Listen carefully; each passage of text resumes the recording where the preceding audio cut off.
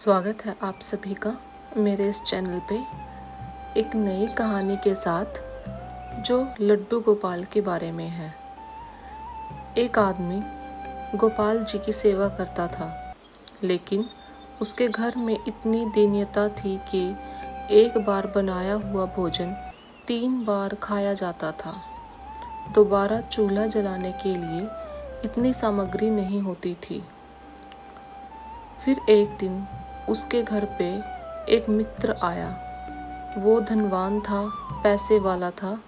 के पूछा, और सब ठीक? आदमी बोला, सब ठीक है। उसने पूछा, तुम्हारे दिन सुधरे के नहीं या फिर वैसे ही है? तो आदमी बोला, एक ही समय रोटी बनती है, उसी से शाम तक का गुजारा होता है। तो मित्र ने पूछा, क्या तुम किसी की पूजा करते हो? आदमी बोला, हाँ, मैं पूजा करता हूँ। तो उसके मित्र ने पूछा, अच्छा, किसकी पूजा करते हो? तो आदमी बोला, लड्डू गोपाल जी की पूजा करता हूँ। तो उसका मित्र हंसने लगा और बोला, इनकी सेवा करते हो? ये भी बेचारे जब इनको पूतना मारने आई ना अपने स्तनों पर विष लगा के, तो ये भी नेत्र बंद करके शंकर जी से मदद मांग रहे थे कि पूतना के विष को तुम पी लो। अरे जो अपनी रक्षा खुद नहीं कर सकते वो तुम्हारी रक्षा क्या करेंगे?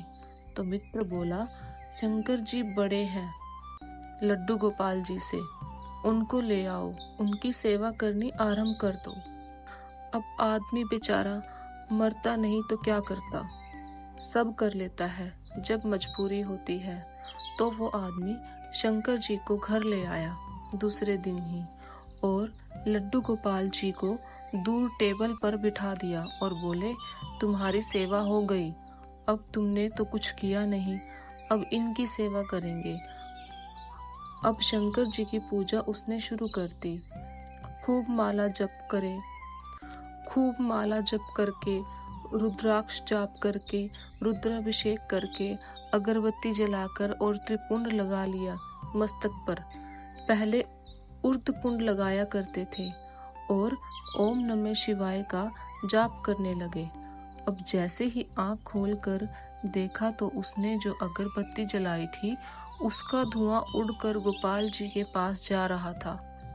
तो जैसे ही उसने गोपाल जी के चारों तरफ धुआं देखा तो आदमी ठाकुर जी के पास जाकर बोला, इतने बरसों से जो सेवा कर रहा था तब तो कुछ किया नहीं, मेरी सुनी नहीं। आज जैसे ही किसी दूसरे की पूजा शुरू की तो चिढ़ के मारे दूसरे की धूप भी खुद सूंघ रहे हो। और ठाकुर जी बोला, मैं अब आपको यहाँ बैठने ही नहीं दूंगा ठाकुर जी, आपको अलमारी में ही बंद करके रखूंगा। जैसे ही ठाकुर जी को इस भाव से उठाया, ठाकुर जी तुरंत प्रकट हो गए और आदमी चरणों में गिर पड़ा और बोला, महाराज, आपने आज तक मुझे दर्शन नहीं दिए, शंकर जी के आते ही दर्शन कैसे हो गए? ठाकुर जी बोले, देखिए, भेद बुद्धि मत रख, मुझ में और शंकर जी में कोई भेद नहीं है।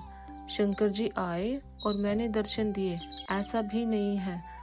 तो बोला, क्यों दिए दर्शन आज आपने?